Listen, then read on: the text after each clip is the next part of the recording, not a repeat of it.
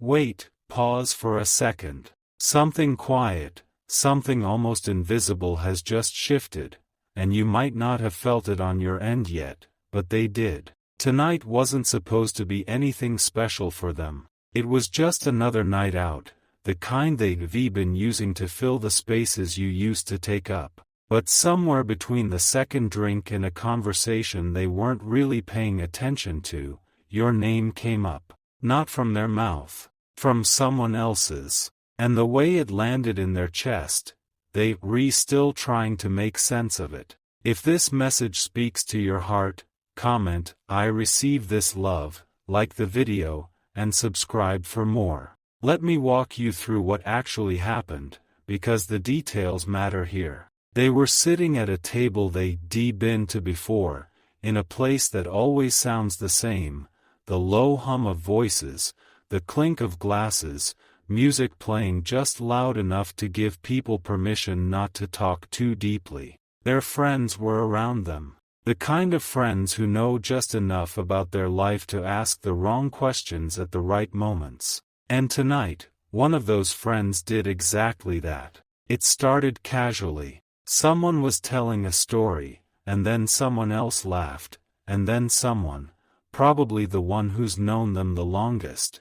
said your name. Not as a question, not as gossip, just as a fact. Like they were stating something everyone in the room had already noticed but no one had said out loud. And then they said the part that landed harder than expected. Something honest. Something your person had been quietly avoiding for weeks, maybe months. Something they thought no one had noticed. Stay with this, because there's a deeper emotional layer here, and you have to feel it to understand what's about to shift. The third party didn't say anything cruel. They didn't say anything dramatic. That's actually what made it cut so much deeper. It was the kind of comment that comes from someone who's been watching from the outside, the way only outside people can, and finally decided to say what they'd been seeing. Something like, you've been different since her. Or maybe, "I don't think you ever really got over them."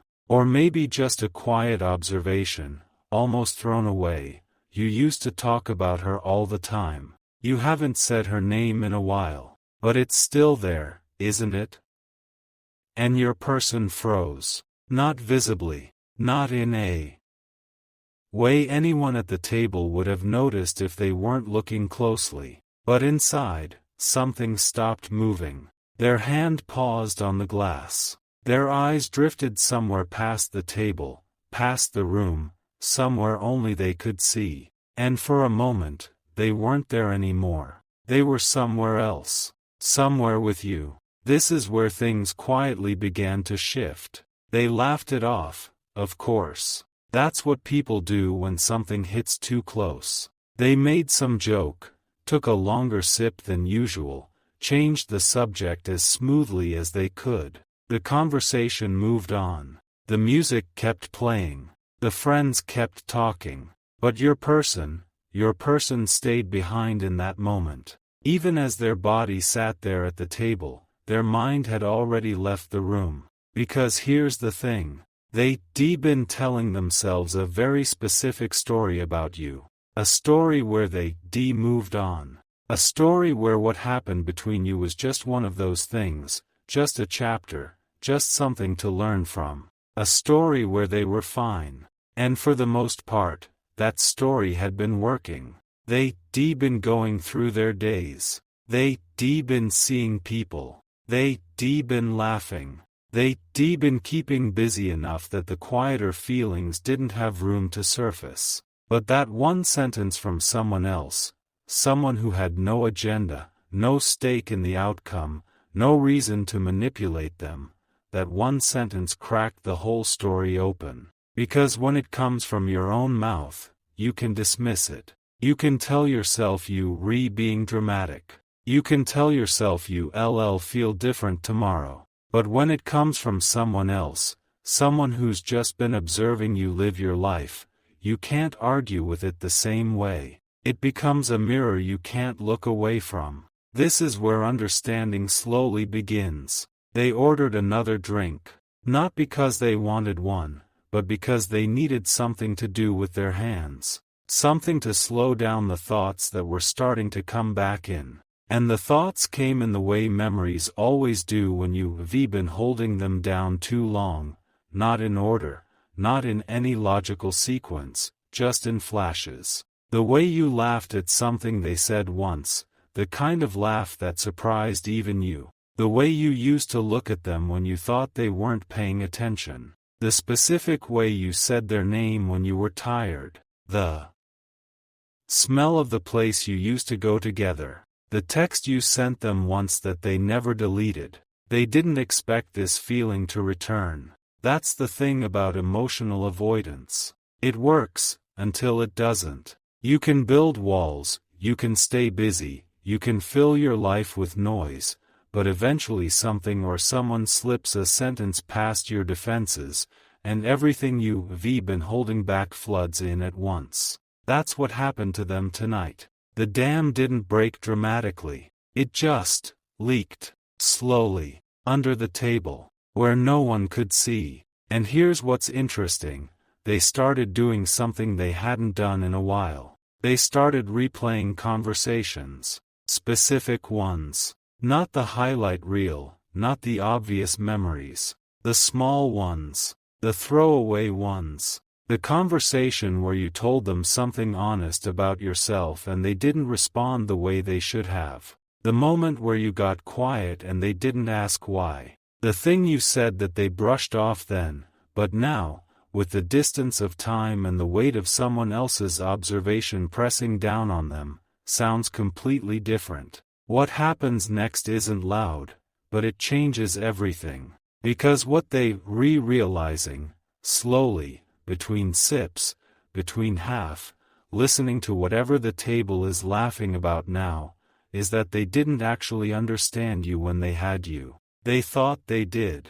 They were so sure they did. But the version of you they were responding to wasn't always the real you. Sometimes it was their own assumptions about you. Sometimes it was their fears projected onto you.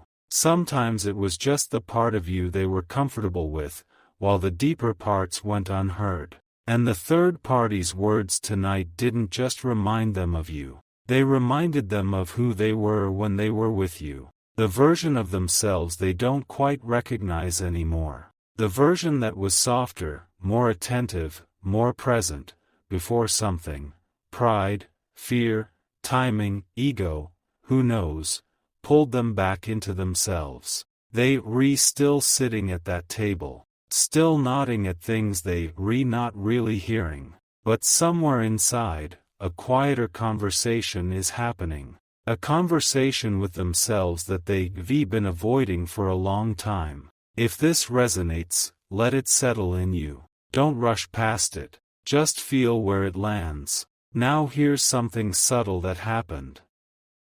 Something they probably won't even remember tomorrow, but their body will. A song came on. Not your song. Not even a song you ever talked about. But it had that same quality, that same tempo, that same emotional register, as something that played somewhere meaningful for the two of you once. And their chest did that thing chests do when memory bypasses the brain and goes straight to the body. A small tightening. A breath held a second too long. A swallow. They glanced at their phone. Didn't pick it up. Just glanced. The way you glance at a door when you hear something on the other side and you not sure if you imagined it. They didn't open your name. They didn't scroll to your messages. But for a half-second, the thought crossed their mind. Not as a plan. Just as a possibility. Just as a what if. And this is the part they still trying to understand. Because they don't want to want this. That's the truth of it. They've spent so much energy convincing themselves that what they had with you was something they could file away, something they could outgrow, something they could move past. And now, in the middle of a night that wasn't supposed to mean anything, one sentence from a friend has exposed the lie underneath all that effort. Maybe I let go too quickly. That thought came in clean. No warning. No preamble. Just a sentence in their own voice, said quietly inside their own head, while their friends laughed at something else. Maybe I let go too quickly. And they didn't argue with it. They didn't push it away. They just let it sit there. Which, for them, is its own kind of confession.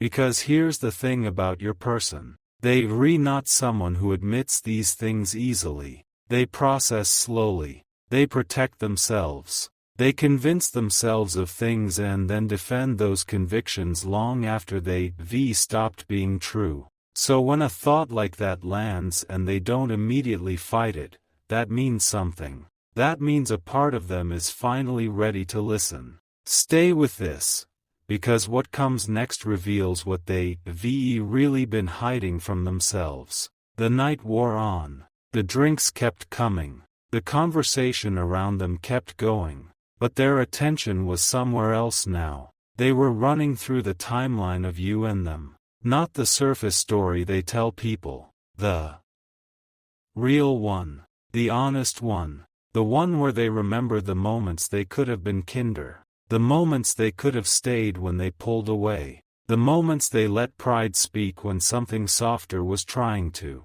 And they realized something they don't usually let themselves realize. They realized that the distance between you wasn't really about the things they told themselves it was about. It wasn't really about timing. It wasn't really about circumstance. It wasn't really about whatever convenient narrative they constructed to make the ending feel acceptable. It was about them being scared.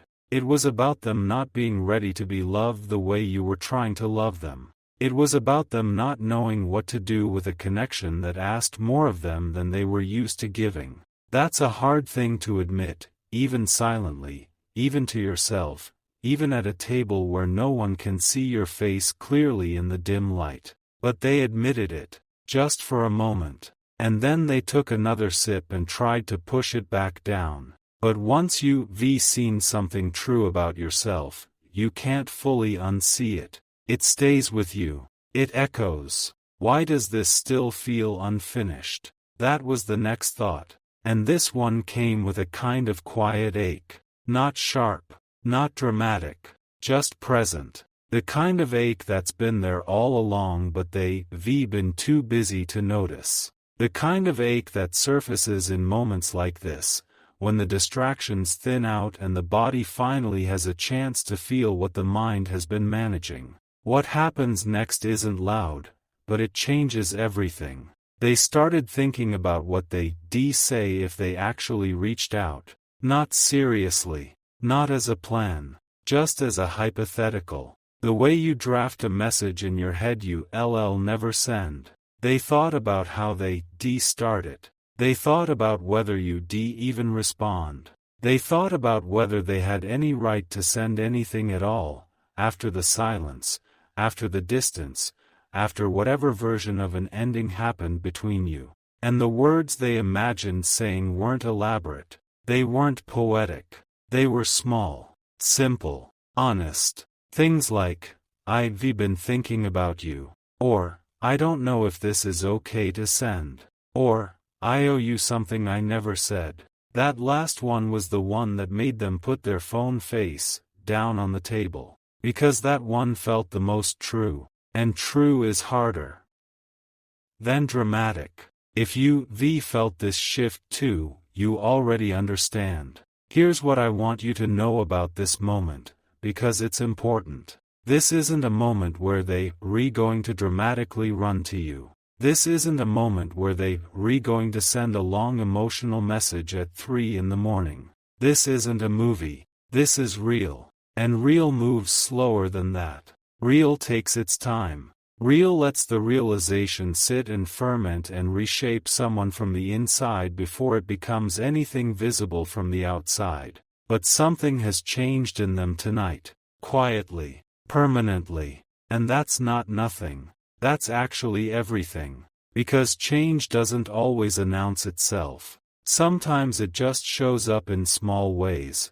A thought they didn't push away, a memory they let themselves sit in, a song that hit them differently than it would have last week, a sentence from a friend that they couldn't laugh off. The version of them that was certain about you being a closed chapter, that version doesn't really exist anymore after tonight. It got dismantled in less than a sentence, by someone who probably didn't even know what they were doing when they said it. And now your person has to figure out what to do with that. Not tonight. Tonight they'll just go home, lie in bed, stare at the ceiling, and try to sleep. But over the next few days, this is going to keep working on them. It's going to keep surfacing. This is where understanding slowly begins. There's something else worth saying here. Sometimes the people we love the most are the ones we have to lose temporarily before we can actually understand them. That's a hard truth, and it's not fair, and I am not saying it to justify anything that's happened between you. But there's a kind of clarity that only comes from absence. There's a way of seeing someone you can only see from a distance. And your person is just now starting to see you from that distance. They're starting to see the things they took for granted. The way you were always patient when they weren't. The way you remembered things they forgot. The way you tried, quietly, in ways they never fully acknowledged. They're starting to see the difference between who you actually were and who their fear told them you were. And this is where the regret comes in. Not the loud kind. Not the kind that has them sobbing or making grand declarations. The grounded kind. The kind that just sits in the chest and asks quiet questions. Why didn't I say something then? Why did I let it go like that? Why did I let pride speak when I knew better? The kind of regret that's actually useful, because it's the kind that changes how you move forward. Why did hearing her name from someone else hit like that? That's the question they're still sitting with. And the answer, the one they're slowly beginning to admit, is that it hit like that because you were never as far from their heart as they pretended you were. You were just buried under a lot of other things. And tonight, someone reached down and pulled the cover off. Stay with this, because there's something I want you to understand about timing. This wasn't random. It wasn't coincidence. It wasn't just one of those nights. The fact that this conversation happened tonight, that this particular friend said this particular thing in this particular way, at the exact moment when your person was just barely vulnerable enough from a few drinks and a slow week to actually let it land, that's not accidental. Some moments are arranged by something quieter than we realize. Some openings happen because the soul has been asking for them. There's a verse that comes to mind, gently, be still, and know. Not as a command, just as an invitation. To trust that what's unfolding doesn't need your effort right now. It's already happening on its own. You don't need to do anything with this information. You don't need to reach out first. You don't need to wait by your phone. You don't need to read into every little thing. What you need to know is that something has shifted in them, and shifts like this don't reverse. Once someone has seen something true about themselves and about how they treated someone they cared about, they can't unsee it. They can delay it. They can resist it. But it stays. And it works on them. If this resonates, let it settle in you. So what does this mean for you, practically?